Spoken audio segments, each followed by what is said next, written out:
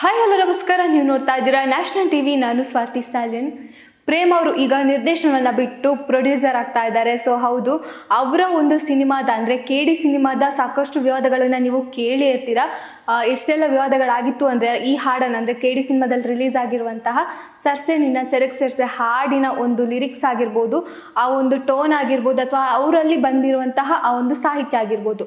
So ಇದಕ್ಕೆ ಸಾಕಷ್ಟು ವಿವಾದಗಳು ಕೂಡ ಚರ್ಚೆ ಆಗಿತ್ತು. ಮಹಿಳಾ ಆಯೋಗದಿಂದ ಆಗಿರ್ಬೋದು ಅಥವಾ ಸಾಕಷ್ಟು ವಿಚಾರದಲ್ಲಿ ಇಂಥ ಒಂದು ಹಾಡು ಬೇಡ, ಈ ಒಂದು ಸಾಹಿತ್ಯದಲ್ಲಿ ಅದರಲ್ಲೂ ಪ್ರೇಮ್ ಅವರ ಸಾಹಿತ್ಯದಲ್ಲಿ ಇಂಥ ಒಂದು ಹಾಡು ಬರುತ್ತಾ ಅನ್ನೋ ಕ್ವಶನ್ ಮಾರ್ಕ್ ಎಲ್ರಿಗೂ ಕಾಡಿರುವಂಥದ್ದು. ಸೊ ಅದರ ಬಗ್ಗೆ ಸಾಕಷ್ಟು ವಿವಾದಗಳು ಕೂಡ ಆಗಿತ್ತು. ಆಮೇಲೆ ಹಿಂದಿಯಲ್ಲಿ ಈ ಹಾಡನ್ನು ಡಿಲೀಟ್ ಕೂಡ ಮಾಡಲಾಯಿತು. ಕಂಗನಾ ಅವರು ಅಷ್ಟೇ ಇದರ ವಿರುದ್ಧ ಒಂದು ಪ್ರತಿಕ್ರಿಯೆಯನ್ನು ವ್ಯಕ್ತಪಡಿಸಿದ್ದಾರೆ. ಹಾಗೆ ಈ ಸಿನಿಮಾದ ಒಂದು ಹಾಡಾಗಿರ್ಬೋದು ಸಾಕಷ್ಟು ವಿವಾದವನ್ನು ಕೂಡ ಚರ್ಚೆ ಆಗಿತ್ತು. ಸೊ ಅದೆಲ್ಲ ಈಗ ಅಂದರೆ ಮುಗಿತಾ ಬಂದ ಕಾರಣ ಅಂದರೆ ಅದೆಲ್ಲ ಈಗ ತಣ್ಣಗಾಗ್ತಾ ಬರ್ತಾ ಇದೆಯಲ್ಲ. ಸೊ ಆ ಒಂದು ವಿಚಾರದಲ್ಲಿ ಈಗ ಮತ್ತೆ ಪ್ರೇಮ್ ಮತ್ತು ರಕ್ಷಿತ್ ಅವರು ಒಂದು ಹೊಸ ಅಧ್ಯಾಯವನ್ನು ಪ್ರಾರಂಭಿಸಿದ್ದಾರೆ. ಸೊ ಒಂದು ಹೊಸ ಸ್ಟುಡಿಯೋವನ್ನು ಸ್ಟಾರ್ಟ್ ಮಾಡಿದ್ದಾರೆ, ಅಂದರೆ ಪ್ರೊಡಕ್ಷನ್ ಟೀಮನ್ನು ಸ್ಟಾರ್ಟ್ ಮಾಡಿದ್ದಾರೆ. ಸೊ ಹಾಗಾಗಿ ಈ ಪ್ರೊಡಕ್ಷನ್ ಟೀಮಿಂದ ಸಾಕಷ್ಟು ಹೊಸ ಪ್ರತಿಭೆಗಳಿಗೆ ಅವಕಾಶ ಆಗಿರ್ಬೋದು, ಒಂದು ದೊಡ್ಡ ದೊಡ್ಡ ಸ್ಟಾರ್ ನಟರಿಗೆ ಆಗಿರ್ಬೋದು, ಇಂಥ ಒಂದು ಇವರ ಪ್ರೊಡಕ್ಷನ್ನಲ್ಲಿ ಈ ಒಂದು ಸಿನಿಮಾಕ್ಕೆ ಅವಕಾಶಗಳು ಸಿಗುವಂಥದ್ದು. ಮೇಯ್ನ್ ಆಗಿ ಹೊಸೊಬ್ಬರ ಪ್ರಯತ್ನಕ್ಕಾಗಿರ್ಬೋದು, ಹೊಸೊಬ್ಬರಿಗೆ ಈ ಒಂದು ಅವಕಾಶಗಳನ್ನು ಕೊಡೋದಾಗಿರ್ಬೋದು ಈ ಒಂದು ಪ್ರೊಡಕ್ಷನ್ ಇಂದ ಆಗುವಂಥದ್ದು. ಸೊ ಇದು ದೊಡ್ಡ ಬ್ಯಾನರ್ ಅತ್ತ ಹೋಗ್ತಾ ಇದೆ. ಯಾಕಂದರೆ ನಿರ್ದೇಶಕರಾಗಿ ಪ್ರೇಮ್ ಅವರು ಸಾಕಷ್ಟು ಒಳ್ಳೊಳ್ಳೆ ಸಿನಿಮಾಗಳನ್ನು, ಹಿಟ್ ಹಾಡುಗಳನ್ನು ಕೊಟ್ಟಿರುವಂಥದ್ದು. ಸೊ ಹಾಗಾಗಿ ಅವರ ನಿರ್ದೇಶನ ಅಂತ ಬಂದಾಗ ಅಲ್ಲಿ ಕತೆಗಳಾಗಿರ್ಬೋದು, ಅದಕ್ಕೆ ಬೇರೆನೇ ಒಂಥರ ಅದಕ್ಕೆ ಆ ಒಂದು ಕತೆಗಳಿಗಾಗಿರ್ಬೋದು ಸಾಕಷ್ಟು ಒಂದು ಫ್ಯಾನ್ ಬೇಸ್ಗಳೇ ಆಗಿರ್ಬೋದು, ಜೋಗಿ ಆಗಿರ್ಬೋದು ಇಂಥ ಒಂದು ಕತೆಗಳಿಗೆ ಅದಕ್ಕೆ ಆದಂತಹ ಒಂದು ಫ್ಯಾನ್ ಬೇಸನ್ನು ಕ್ರಿಯೇಟ್ ಮಾಡ್ಕೊಂಡಂಥ ಸ್ಟೋರಿಗಳಿರುವಂಥದ್ದು.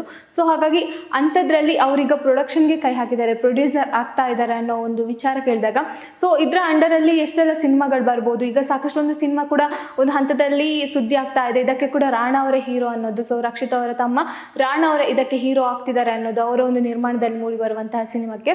ಸೊ ಹಾಗೆ ಹೊಸೊಬ್ಬರಿಗೆ ಒಂದು ಅವಕಾಶವನ್ನು ಕೊಡೋ ಒಂದು ಅಂದರೆ ಹೊಸೊಬ್ಬರಿಗೆ ಒಂದು ಅವಕಾಶವನ್ನು ಕೊಡಬೇಕು ಅನ್ನೋ ಒಂದು ಮಾತಿನಲ್ಲಿ ಸೊ ಈ ಒಂದು ನಿರ್ಮಾಣ ಸಂಸ್ಥೆಯನ್ನು ಪ್ರಾರಂಭಿಸಿದ್ದಾರೆ ಅಂತಲೇ ಹೇಳ್ಬೋದು. ಸೊ ಹಾಗಾಗಿ ಈ ನಿರ್ಮಾಣ ಸಂಸ್ಥೆ ಹೆಸರು ಕೂಡ ಇಡಲಾಗಿದೆ.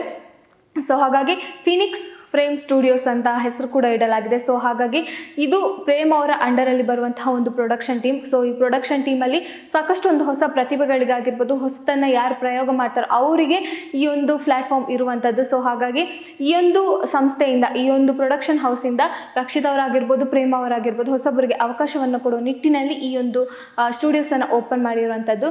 ಸೊ ಹಾಗಾಗಿ ಸಾಕಷ್ಟು ವಿವಾದಗಳು ಕೂಡ ಈ ಹಿಂದೆ ಆಗಿತ್ತು. ಅಂದರೆ ಅವರ KD ಸಿನಿಮಾಕ್ಕೆ ವಿವಾದಗಳಾಗಿತ್ತು, ಅದು ತಣ್ಣಗಾಗ್ತಾ ಬಂದಾಗ ಹೊಸ ಅಧ್ಯಾಯವನ್ನು ಸ್ಟಾರ್ಟ್ ಮಾಡಿರುವಂಥದ್ದು.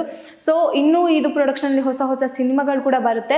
ಸೊ ಹೊಸೊಬ್ಬರಿಗೆ ಮೇಯ್ನಾಗಿ ಹೊಸೊಬ್ಬರಿಗೆ ನೀಡುವಂಥ ಅವಕಾಶಗಳು ಇವರಿಂದ ಮುಂದೆ ಹೋಗಲಿ. ಯಾಕಂದರೆ ಕನ್ನಡದಲ್ಲಿ ನಾವು ಎಷ್ಟೋ ಸಲ ನೋಡಿರ್ತೀವಿ, ಹೊಸೊಬ್ಬರು ಏನಾದರೂ ಪ್ರಯತ್ನ ಮಾಡ್ತಾರೆ ಅಂದಾಗ ಅದಕ್ಕೆ ಯಾರೂ ಸಪೋರ್ಟ್ ಮಾಡೋಕ್ಕೆ ಬರಲ್ಲ.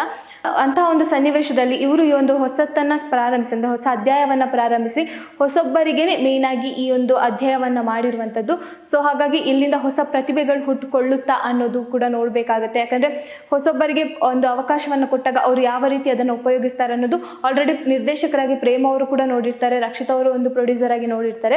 ಸೊ ಹಾಗಾಗಿ ಅವರ ಸಾರಥ್ಯದಲ್ಲಿ ಮೂಡಿ ಬಂದಿರುವಂತಹ ಈ ಸ್ಟುಡಿಯೋದಲ್ಲಿ ಮೇಯ್ನಾಗಿ ಈಗ ಕಾಣಿಸ್ಕೊಳ್ಳುವಂಥದ್ದು ರಾಣಾ ಅವರು ಹೀರೋ ಆಗಿದ್ದಾರೆ ಅನ್ನೋದು. ಸೊ ಅವರ ಇತ್ತೀಚೆಗೆ ಬರುವಂಥ ಹೊಸ ಸಿನಿಮಾಕ್ಕೆ ರಾಣಾ ಅವರು ಕೂಡ ಹೀರೋ ಆಗ್ತಿದ್ದಾರೆ ಅನ್ನೋದು.